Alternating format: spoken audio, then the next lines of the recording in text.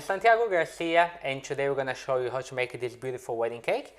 This is a really popular design, and our brides, they love this cake for wedding cake. You can also use a lot of the techniques you're going to learn on this cake to do birthday cakes and even christenings or sort of cakes.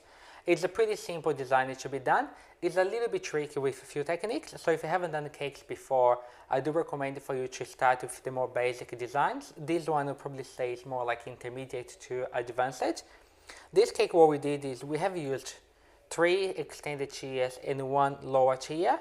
Now, if you don't know how to cover cake and ganache, I recommend for you to first watch the tutorials in regards of covering and ganache cake, which is going to be listed on the bottom of this page, and then you can watch this cake. And also with these flowers, I do recommend you have to do the flowers in advance. We show during the tutorial how to make it, but I also recommend if you want more detailed, if you haven't done these ruffle flowers before, you can also relate it to the tutorial and how to make these flowers.